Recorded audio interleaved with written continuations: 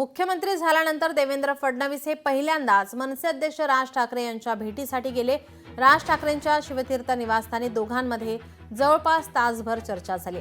यावेळी आगामी महापालिका निवडणुकाच्या अनुषंगाने मनसे पुन्हा एकदा महायुतीमध्ये एंट्री करण्याची शक्यता असल्याची माहिती सूत्रांकडून मिळते। त्याचबरोबर अमित ठाकरेंना विधान परिषदेवर पाठवून त्यांचं पुनर्वसन करण्यात येणार असल्याची ही माहिती सूत्रांनी दिली आहे। मुंबईतील मराठी वोट बँक आणि ठाकरे हे नाव सोबत असावं म्हणून भाजपाचे प्रयत्न सुरू आहेत। त्या दृष्टीने ही भेट महत्त्वाची असल्याची माहिती सूत्रांकडून समजते। तर या भेटीवर शिवसेना उद्धव बाळासाहेब ठाकरे पक्षाच्या नेत्यांनी टीका केली आहे। तर आपली भेट ही राजकीय नव्हती असं देवेंद्र फडणवीस यांनी स्पष्टीकरण दिलंय। मुख्यमंत्री देवेंद्र फडणवीस राज ठाकरे यांच्या भेटीला दोघांमध्ये राज ठाकरेंच्या शिवतीर्थ निवासस्थानी तासभर चर्चा झाली। आगामी महापालिका निवडणुकांच्या अनुषंगाने चर्चा झाल्याची सूत्रांकडून माहिती। महापालिकेच्या निमित्ताने मनसे महायुतीत जाणार सूत्रांची माहिती। अमित ठाकरेंना विधान परिषदेवर पाठवून पुनर्वसन करणार सूत्रांकडून माहिती समजते। तर महापालिकेसाठी भाजपला मनसेची साथ हवी आहे अशी माहिती सूत्रांनी दिली आहे। बीएमसीसाठी मराठीचा मुद्दा आणि ठाकरे सोबत असणं गरजेचं आहे असंही सूत्रांकडून समजतंय।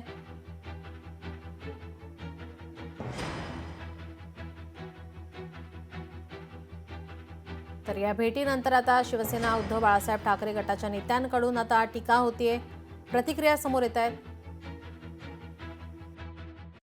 राज ठाकरे यांचा पॉलिटिकल रिलेव्हन्स संपत चाललेला आहे। त्यामुळे राज ठाकरे कुणावर बोलतात आणि त्यांच्याकडे कोण जातं याने आता फार महाराष्ट्राच्या राजकारणात उलथापालथ होईल असं वाटत नाही। महाराष्ट्रातली जनताच काय, मनसेच्या पदाधिकाऱ्यांना सुद्धा आता ही गोष्ट यूज टू झालेली आहे की राज ठाकरे एरवी भाजपच्या प्रचंड विरोधात आक्रमक भूमिका घेतात, पण जेव्हा कधी निवडणुका जवळ येतात त्यांच्या भूमिका आपोआप प्रो बीजेपी होतात। आत्तासुद्धा ज्या काही तुम्ही भेटीगाठी दाखवायचा प्रयत्न करताय त्या सगळ्या पुन्हा एकदा महापालिका इलेक्शन आणि त्या सगळ्या संबंधाने असू शकतात। राज ठाकरे यांनी शिवाजी पार्कला एक कॅफे खोललेला एवढंच मला माहिती आहे।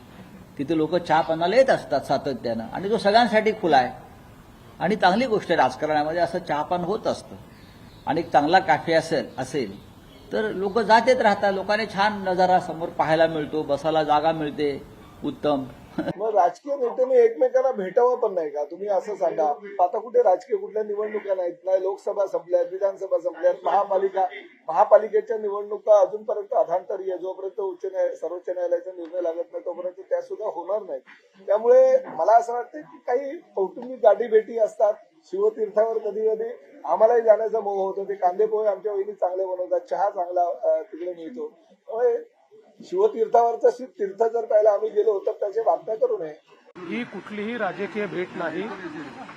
मी मुख्यमंत्री झाल्यानंतर राज ठाकरेजींचा मला अभिनंदनाचा फोन आला। त्यावेळेस मी त्यांना सांगितलं होतं मी घरी येईन, त्याप्रमाणे मी आज घरी गेलो होतो। या बैठकीचा किंवा या आमच्या ज्या काही गप्पा आहेत यांचा कुठलाही राजकीय संदर्भ नाही।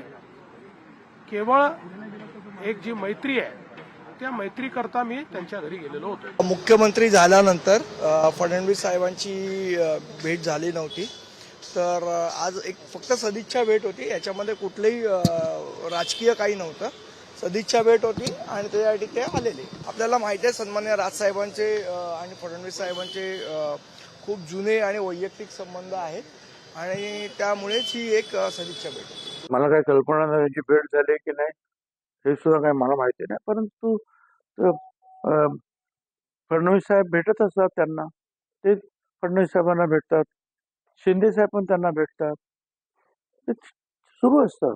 आणि कदाचित त्या निवडणुकांच्यासाठी काही चर्चा आहे की काय मला काही कल्पना नाही, पण असू शकते, नाही असं नाही। मुंबई महानगरपालिकेच्या दृष्टीनं ती भेट असू शकेल। लोकशाही मराठी ऐका, पहा, जागरूक रहा।